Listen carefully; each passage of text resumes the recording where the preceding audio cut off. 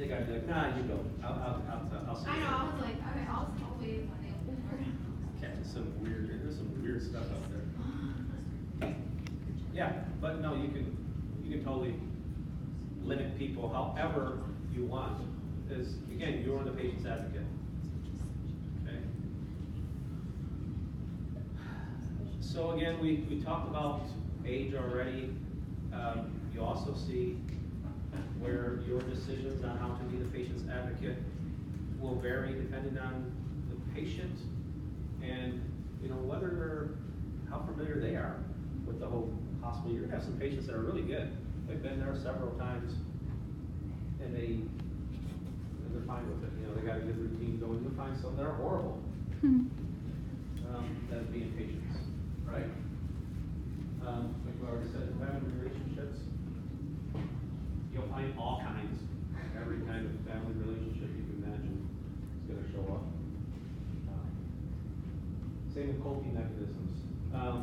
That's one thing you should probably be familiar with because you'll find yourself possibly explaining the physiology of fight or flight reaction several times throughout your day. And this is why sometimes people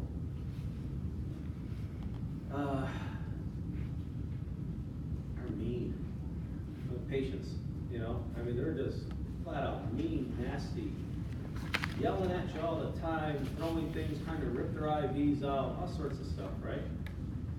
Well, here's the thing, is sometimes that is how they cope, right? Some people cope by crying.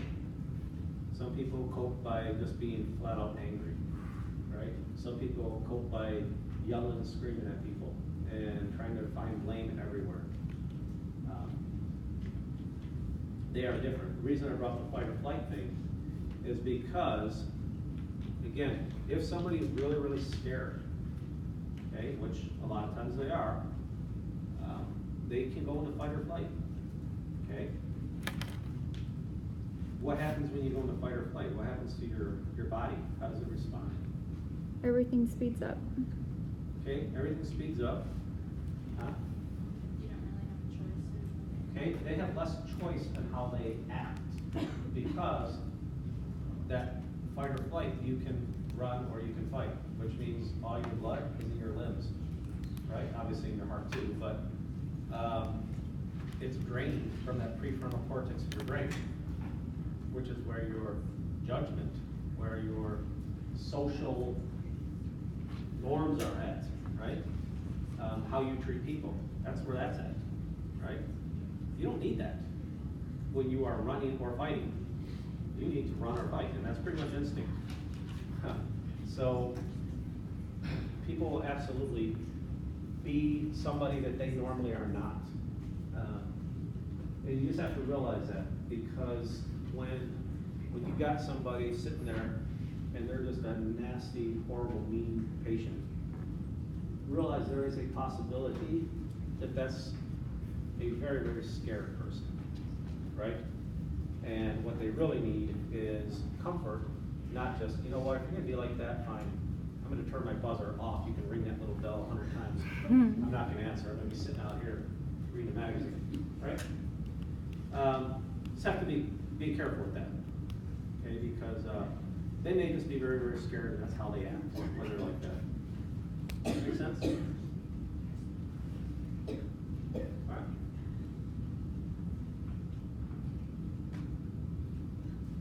Beliefs about life and death. Okay, I know we touched on this before. Again, it is the patient's belief about life and death that matters, not the patient's son, not the patient's daughter, not the patient's spouse, for that matter. It is the patient's belief. And if they have a DNR order, they have a DNR order. What happens, by the way, if you have somebody who has a DNR order and also gave somebody a healthcare power of attorney, and person with the healthcare power of attorney says, we want you to resuscitate this person. It's generally that. Huh? It's generally that. It's the people who have the power of attorney have power over someone who can't make competent decisions. I think in the case of the DNR, the only thing the patient has the choice of is the DNR. The other people can have medical decisions such as medications or treatments that Okay. they may need. That DNR is a legal document. If somebody specifically has one, then they've already made that decision. And the medical power of attorney can't trump that. They can trump, they can make all the other decisions,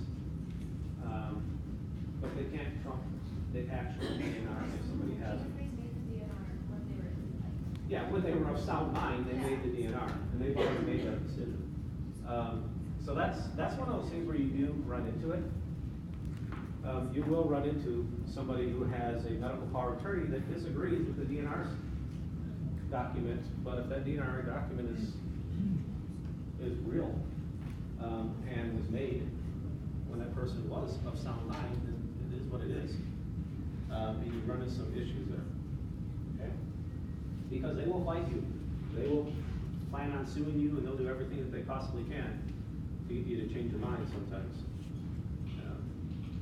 But their fight is with the patient, not with you. You know, you didn't make that DNR. I hope. I've heard of like physicians ignoring it, or that there was like some miscommunication about having a DNR on file. And Yeah. so they would resuscitate it and then find out that they weren't They're supposed to. resuscitating it soon sometimes. Sometimes that does happen. Again, if you have no documentation, your default What? is to take every measure you can to save that patient. Oh, I